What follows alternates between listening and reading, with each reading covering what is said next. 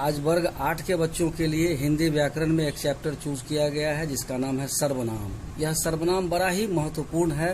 हिंदी में इस शब्द का बड़ा ही महत्व है क्योंकि हर जगह किसी के नाम को व्यक्त करना वाक्य को अटपटा कर देता है। जब किसी वाक्य में एक ही नाम का प्रयोग होता है तब वाक्य अटपटा लगने लगता है। इसे दूर करने के लिए उसके स्थान पर अन्य शब्द का प्रयोग करते हैं ताकि वाक्य का अटपटापन दूर हो सके, जिसे सर्वनाम कहते हैं। यह दो शब्दों के मेल से बना है। पहला शब्द है सर्व, जिसका अर्थ होता है सब, और दूसरा शब्द है नाम, जो किसी वस्तु, व्यक्ति अथवा स्थान का हो।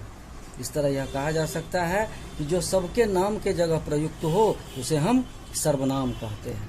अब इसके बाद आता है इसके भेद। तो इसके 6 भेद हैं। पहला भेद है पुरुषवाचक। इस पुरुषवाचक के अंतर्गत 3 भेद होते हैं: उत्तम पुरुष, मध्यम पुरुष और अन्य पुरुष। यह उत्तम पुरुष में जैसे मैं, मैंने, मुझे, मुझसे, हम, हमने। मध्यम पुरुष में तू, तुम लोग, आप लोग।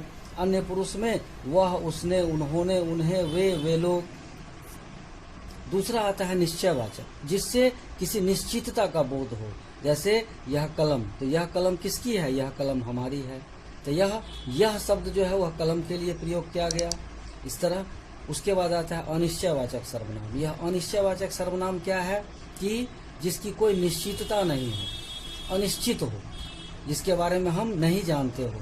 अभी दरवाजे पे अचानक किसी के एक दस्तक होती है, जब तक कि हम उसको नहीं जानते हैं तब तक हमारे मन में सवाल आता है कि कोई आया है, कुछ आया है। तो यह कोई शब्द जिससे अनिश्चितता का बोध हो, यह कुछ शब्द जिससे अनिश्चितता का बोध हो, इसको अनिश्चयवाचक सर्वनाम कहते हैं। संबंधवाचक, यह संबंधवाचक क्या है? वाक्य में एक सर्वनाम दूसरे सर्वनाम से संबंध का निरूपण करता है। जब दो सर्वनाम हो और वह दोनों सर्वनाम एक के साथ दूसरे का संबंध बताता हो, तो उसको हम संबंधवाचक सर्वनाम कहते हैं। जैसे जो खेलेगा वह क्या पास करेगा, जो अच्छा खेलेगा वो जीतेगा, जिसने अपराध किया उसने सजा पाई। इस तरह से ये जो, जिसने, जो के साथ वो, जिसने के साथ उसने, यह संबंधवाचक सर्वनाम है। उसके बाद आता है प्रश्नवाचक। जिस शब्द का प्रयोग पूछने के लिए या कुछ जानने के लिए किया जाए उसको हम प्रश्नवाचक सर्वनाम कहते हैं। जैसे वह कहाँ जा रहा है, इसमें एक प्रश्न आता है। कहाँ जा रहा है, यह एक प्रश्न है, स्थान के बारे में पूछा जा रहा है।